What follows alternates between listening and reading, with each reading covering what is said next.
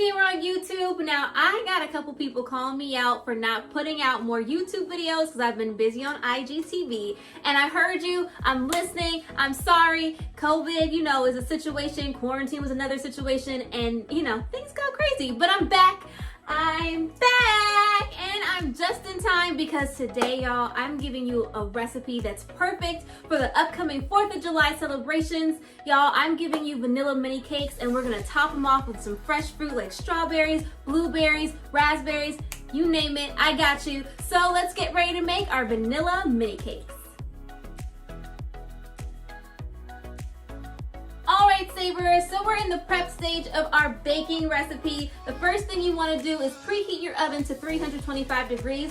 I've already done that. And now I'm actually going to mix the wet ingredients. Now this is a little bit of a change for me because usually I like to start with my dry ingredients and then mix in the wet, but we're going to start with the wet ingredients. So I have my eggs. I'm going to crack them. Bam. I didn't realize, well, I have a big sweet tooth, but y'all really responded to my cinnamon and sugared donut recipe. So I said, you know what? Let me give y'all a sweet treat, because I've been bad. Haven't been here in a while. So this is perfect. It's super simple, y'all. And the fact that we're adding fresh fruit is my favorite. Let me go ahead and use the whole thing because this is almost done. Bam. Then I'm going to take, that was my sugar, by the way, Lakanto sweetener, so I don't use regular sugar anymore. And my vanilla extract. And then, look y'all, my coconut oil. It is so hot that it's completely melted, which is perfect because I need it to be melted anyway. There we go. If I could bathe in coconut oil, y'all, I would. It's ridiculous how many of these jars I actually have. Can never be without coconut oil. All right. Perfect. So now I'm just gonna whisk all of these ingredients together and then we'll be back. All right, so I'm finished stirring my wet ingredients, or whisking my wet ingredients. Looks like this. You want to whisk it for about 30 seconds to 1 minute. If you have a hand mixer or a standalone mixer, you can do that as well. But I kind of like using a whisk and doing it myself. All right, guys. So now it's time to add the almond flour. You've been following and watching videos. You know I don't play with my almond flour. I do not eat regular white flour. It's super processed and it has a whole host of bad things to it that is not good for your health. Almond flour is a lot cleaner, easy to digest, and it's delicious. And I use Anthony's flour. Honestly, on the market, it's the best quality, and it's not too expensive, which I love. When I post about this recipe on my website, I will give you a link as to where you can get your hands on some Anthony's flour. Okay, so we're adding in the flour. One more cup in. Perfect. And now we're gonna use some baking powder. Now that I have those two ingredients, I'm gonna continue to whisk. I am super excited about this weekend. I love 4th of July, hanging out with family and friends. Now, it will look a little different this year because we're social distancing. Are you still social distancing? I want to know what's going on with you. It's just been a very long couple of months in the house, I'm telling you. Quarantine has revealed a lot about myself. I know how to entertain myself. I have a lot of kitchen gadgets that I've got to use, so I'm excited to be putting them to use soon. But yeah, it's going to be interesting. We typically have a lot of family over, but I got myself an indoor grill. I'm staying home, grilling for myself. And probably go to my parents' house and then watch the fireworks from their deck. But yeah, some areas are canceling 4th of July. Can't cancel America's birthday. Can't. So yeah, I want to know what you guys are doing. Leave the comments below.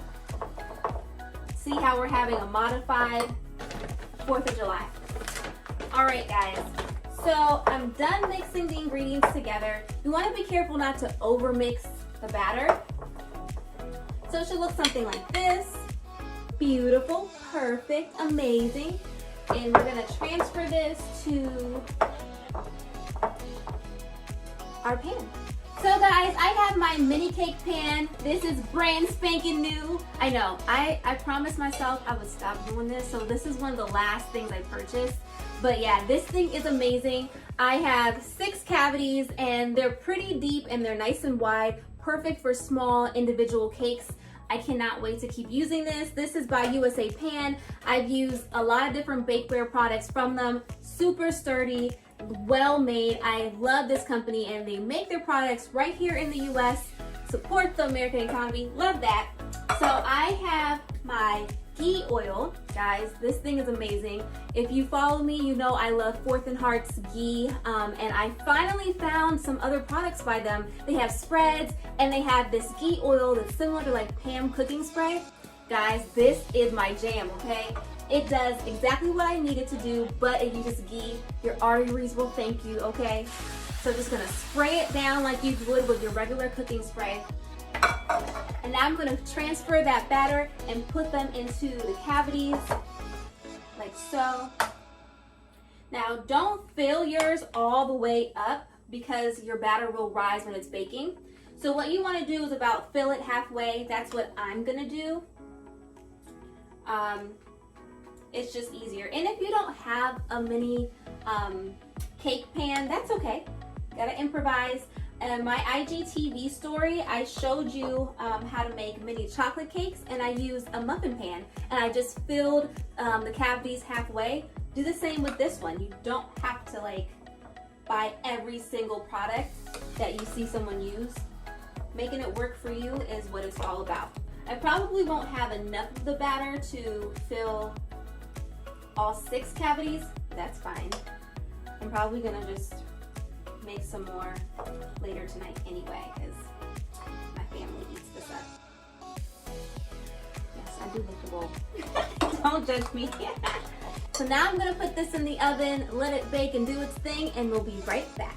I took the mini cakes out of the oven, and they have like a dome shape at the top. I don't know if you can see that from here. So what I'm gonna do is to use my fingers, and I'm gonna lightly press them down because I want the top of my cakes to be as flat as possible. Again, we're gonna be putting some buttercream on top, so we don't want it to be more dome shaped than it is. So I'm just gonna press it down. Ooh. Woo.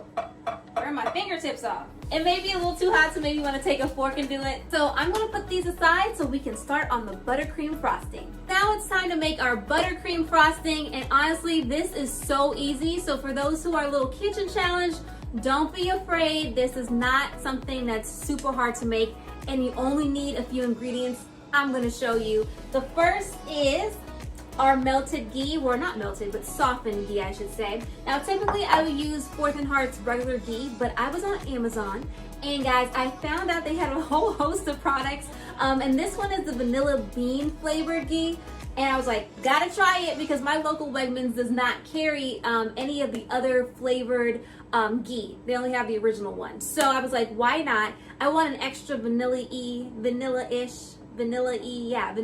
flavor to my frosting because I just love vanilla. That's my favorite flavor. I know it's boring, maybe a little basic, but it's like a classic. You cannot go wrong with that. Let me know what your favorite flavor is.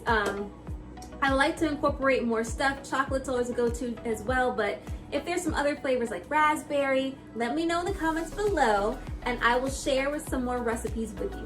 So it's softened. Now, if you are gonna use a hand mixer, they don't have to be as soft as this, but because I'm gonna whisk it by hand, that's why I wanted to soften my ghee.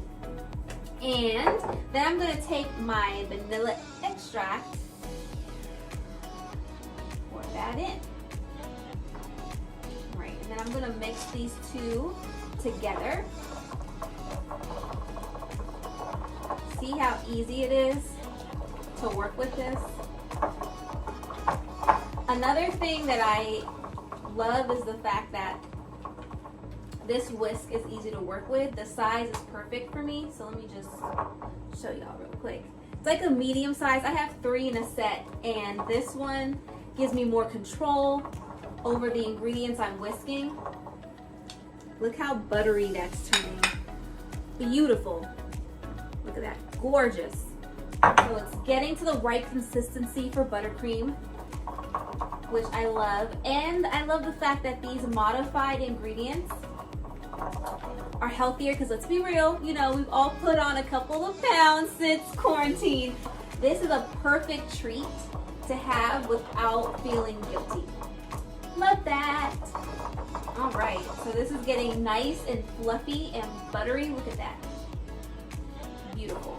Now I'm gonna add in our powdered sugar. I'm using powdered sweetener from Lakanto. Love this brand. Now let me tell you something, guys. This is very sweet. It's twice as sweet as regular traditional white sugar. So you don't need to add a ton. I'm gonna put the recommended measurements in my post on my website for this recipe. But yeah, I would just say be careful, because a little goes a long way, folks. So what I'm going to do is mix in, actually I think I can put, yep, I can put this in the cup in the packaging. I'm going to mix in like half a cup at a time.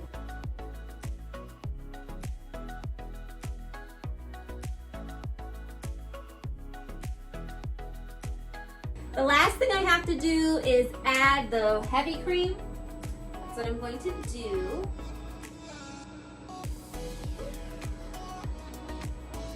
One, two, perfecto. And just continue to stir this. Beautiful. It's just so fluffy. It's coming together so well. All right, Savorers, now the fun part begins. We're going to put the icing on the mini cakes, and we're gonna top them with some fresh fruits. Here are my fresh fruit. I use blackberries, blueberries, raspberries, and I even cut up some strawberries. Now, y'all, PSA, it's crazy that I have to say this, but I'm gonna say this. Watch your fruit. Did y'all see that video where there were like worms coming out of the fruit? Sorry, gross, graphic, I know. But I was like, oh my gosh, I can't believe people don't wash their fruit. COVID has taught us a lot. People are not washing their hands. People aren't washing their chicken before they cook it. Like, it's a thing. So wash your fruit. Now, here are mini cakes. Let me take a moment just to show you the cuteness of these mini cakes. Like, how adorable. It's adorable. So now we're gonna take the frosting and just frost the tops. When I started like learning how to cook from my dad, he taught me the joy of cooking. We started off making desserts, so I feel like I'm having a moment because he taught me how to make vanilla cake, and I'm kind of teaching you how to make vanilla cake right now too. So I'm not like the best icer or decorator. Let me just put that. I'm not very artistic. Creative, yes. Artistic, no. So, you know, we're just gonna razzle dazzle by swatching over some of the buttercream frosting. If you have, you know, some talents and skills, decorate it as prettily as you could can. I don't. So we're just gonna bam, that's what we're gonna do. Here are my fruit. Just gonna decorate them kind of like red, white, and blue, you know, American flag. Ooh. Let me show you what my mini cakes look like. Gorgeous. This is what food does to me. It makes me happy. Can't tell me I didn't do that. Oh, wait, hold on. Well, that's it for today's recipe. Thanks so much for watching. I hope you enjoyed this video. As always, go to my website, savoringwithsaba.com. Again, savoringwithsaba.com. For this recipe, I'm including step-by-step instructions, my ingredients list, and my measurements, and also nutrition facts just for you. Thanks so much, everyone. Happy 4th. I hope everyone's safe, quarantining, or social distancing, or whatever you have to do to stay safe. Thanks so much for watching, everyone. Stay safe and happy savoring.